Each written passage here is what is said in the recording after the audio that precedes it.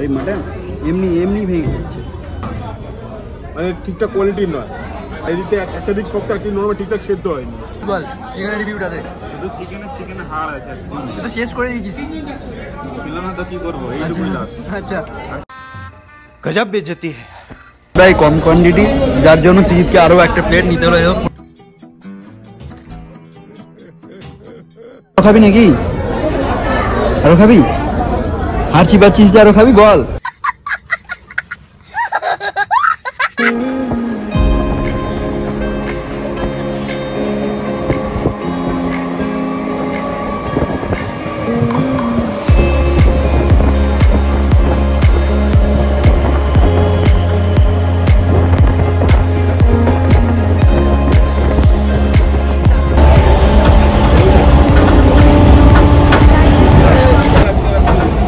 তো hello guys, welcome back to my channel.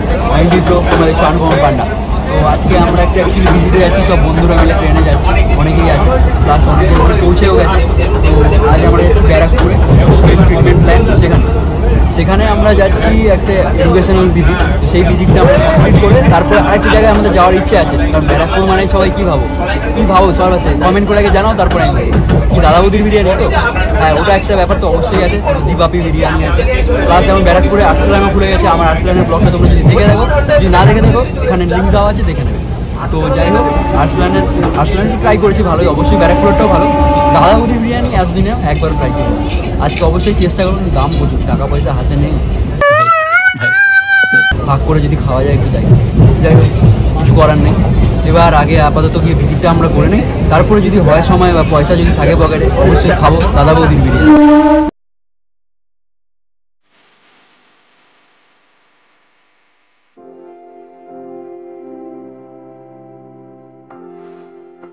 আমরা ব্যারাকপুরে চলে মানে দেখতেই পাচ্ছি যে দাদা বৌদির বিরিয়ানিটা একটু টুক করে পিছিয়ে গেল। ভিডিওটা যখন অন করলাম, আমরা দুটো দোকানে অলরেডি ঘুরেছি, মানে মেইন যেটা দাদা বৌদির বিরিয়ানি সেটা, আর রেস্টুরেন্ট, এটা তো হোটেল আর রেস্টুরেন্ট।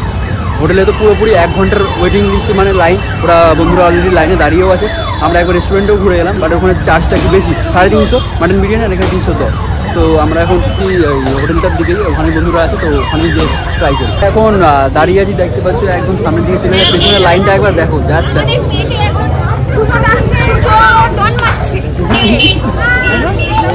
আর একটু বাকি, তারপরে মানে অপেক্ষার প্রতিষ্ঠান হবে, তাই তো না? এটাই তো বলে, তো এটাই।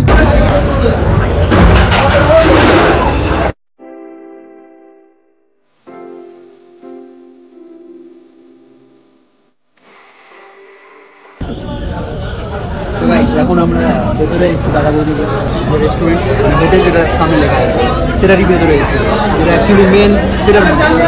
তো এখানে আমি বাইরে দেখলাম দাম 310 লেখা আছে মাটন বিরিয়ানির দাম।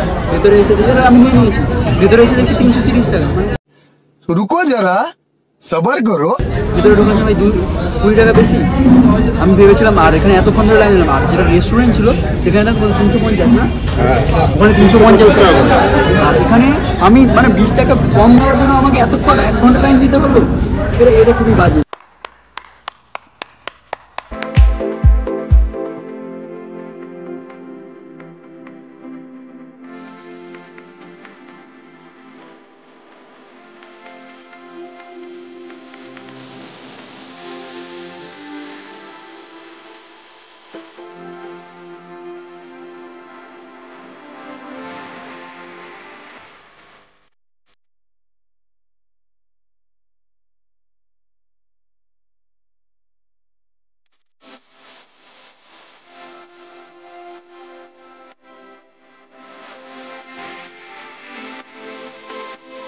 যাই হোক, বাইরে যেটা দাম আছে সেটার থেকে ভেতরে কিন্তু দাম সবগুলোরই বেশি বেশি দেখছি।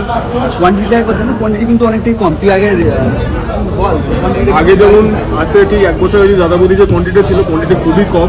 আলু পিসে দেখতে পাচ্ছেন মধ্যিখানতে ফাঁকা, মানে ঠিকঠাক কোয়ালিটির নয়। আর এই দিকে একটা দিক শক্ত, একটা নরমাল ঠিকঠাক সেদ্ধ হয়নি। এবার খেয়ে বাকিটা রিভিউ দিচ্ছি, আর বাকি কথা তারপরে তো আবার বলবোই। আপাতত খাই, কারণ এটা একটা প্রথমবার আমার এক্সপিরিয়েন্স। যদি অনেকবার খেয়েছে, বাট আমার তো প্রথমবার এক্সপিরিয়েন্স, আমি খেয়ে দেখি। কিরে শুভ, তোকে কতটুকু আলু দিয়েছে রে? আবার যাই হোক, আলু দিতে চেয়েছে। আচ্ছা, ওকে আলু দিতে চেয়েছে আর চিকেনের ঠ্যাংটা বেরিয়ে চলে এসেছে। মানে সব একজনকে আলু দিয়েছে মানে সব মতো নেই আর আলুটা ভাই তোর- ভাঙতে পারছি না এত শক্ত। আচ্ছা আবার দেবে বলছে। যাই হোক তোর পিসটা একবার দেখা ভাই। পিসটা দিয়েছে এই একটা চর্বি। ওকে আমারটা মোটামুটি ঠিকই আছে দেখতে পাচ্ছি। আপাতত খাই, মানে এই তো খেয়ে নিই তারপরে বলছি। আলুটা কতটা নরম, আলুটা নরম আছে খুবই। আর এই মাটন এমনি এমনি ভেঙে যাচ্ছে। এটা এটা খুব ভালো।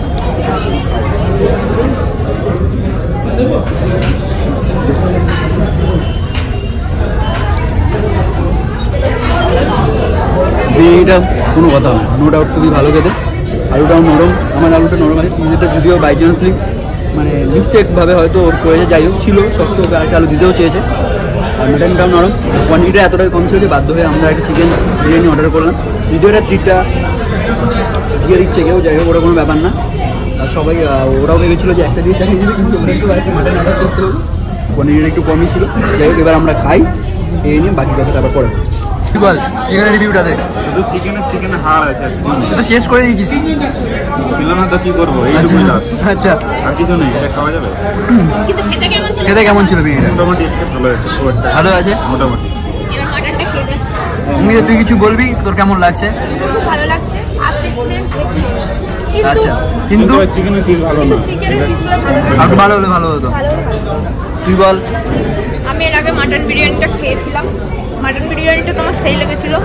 এর ফার্স্ট টাইম আমি চিকেন বিরিয়ানি খাচ্ছি, আপাতত এখনো ভালোই লাগছে। চিকেনের পিসটা আমারও একটু খুব একটা ভালো দেয়নি, তোদের লেগ পিস দিতে বলা হয়েছে। কিন্তু এরকম একটা দিয়েছে। লেগ পিস লেগ পিস এটা লেগ পিস, এটা কি? এটা উইংস নবি। হ্যাঁ উইংস, লেগ পিস না। যাই হোক কিন্তু একটা তো মাংসটা কি সফট আছে? হ্যাঁ মাংসটাও সফট আছে, এমনি মাংস ভালো। ওকে জিৎ ভাই এবার তুই বল রিভিউটা, তুই তো অনেক খেয়েছিস। রিভিউ বলতে গেলে আগের থেকে যে মাটনের যে পিসের যে কোয়ালিটি বা সাইজ ওটাই কম হয়ে গেছে। রাইসটা ভালোই খেতে, আলুটা যদি প্রথম আমার শক্ত হয়েছে, রোটেশনে দিয়েছে ভালোই করেছে। কিন্তু একটাই কথা বলবো, প্রথমত অনেকক্ষণ লাইনে দাঁড়াতে হচ্ছে উইদাউট এনি রিজন, দাম যখন দুটো রেস্টুরেন্টই সেম। আর সেকেন্ডলি ভেতরের দাম বাইরের দাম এক নয়। আর থার্ডলি এই যে মাটন যে দেখতে পাচ্ছেন, খালি একটা এমন একটা পিস এটা খাওয়া যায় না, এটা চামড়া, এটা যখন ফেলে দেয় সেরকম পিস দিলে খাওয়া যায়। ওর নিজেরও চামড়া জমে যাচ্ছে একটা, সেই জন্য সেসব পরে ভিডিওতে আসবে। প্রায় কম কোয়ান্টিটি, যার জন্য চিজকে আরও একটা প্লেট নিতে হলো। পুরো চিকেন আগেটা মাটন ছিল, এটা একই প্লেট দেখাচ্ছি না। চিকেন নিয়েছে ও, আবার মাটন একটা কমপ্লিট, এবার একটা চিকেন ওর এটা দিয়ে পোষানো। ওই জন্য আমি একটু পেয়েছি, যার জন্য আমার এখন চলছে। খাবি নাকি? আরো খাবি? হারছি পাচ্ছিস যে আরো খাবি? বল আর এক প্লেট খাবে নাকি? পাচ্ছি না কিন্তু। এতে আবার তুই এখানে নালি পিস পেয়েছিস যে খুঁজে খুঁজে পাবি।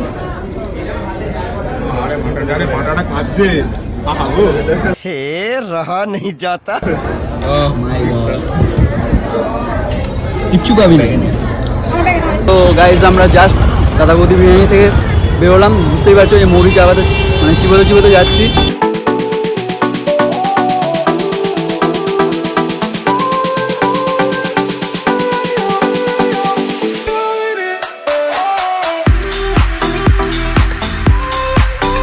তো গাইস এখন আমি রুমে, দেখতেই পাচ্ছ রুমে চলে এসেছি। তো ওখান থেকে সোজা শিয়ালদাহে আমি এলাম, কারণ শিয়ালদার ওখানে মানে কলেজ স্ট্রিটে আমার একটু কাজ ছিল, আর তারপরেই এলাম। তো যেটা বলার মেনলি আজকের ভিডিওটা নিয়ে, ব্যারাকপুরের বিখ্যাত দাদা বৌদি বিরিয়ানি, সাথে দিবাবি বিরিয়ানিও আছে, সেটা অন্য কোনো দিন খাবো। যাই হোক অনেকেই রেকমেন্ড করেছে। দাদা বৌদির যে বিরিয়ানিটা, সেটা আমার ফার্স্ট টাইমই আজকে ছিল, ট্রাই করলাম।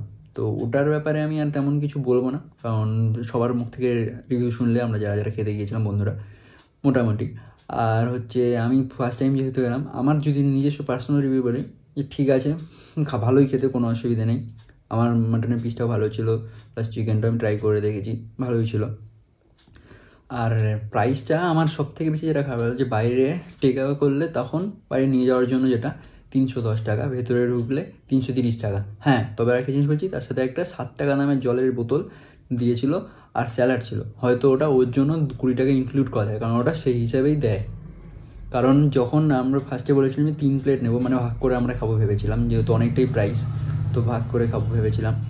তো 3টে যখন হয়েছিল 5টে বোতল, আমরা 5 জন ছিলাম বলে 5টি বোতল দিয়েছিল, তার মধ্যে 2টো বোতল সরিয়ে নিয়ে গেলাম। তখনই ওটা নিয়ে ডাউট হলো। আর তো সেটাই আমার মনে হলো যে যেহেতু ওখানে 20 টাকাটা বেশি নিচ্ছে, সেই জন্য স্যালাডের টাকা আর জলের বোতলের টাকাটাই হয়তো নেয়, যার জন্য এরকম।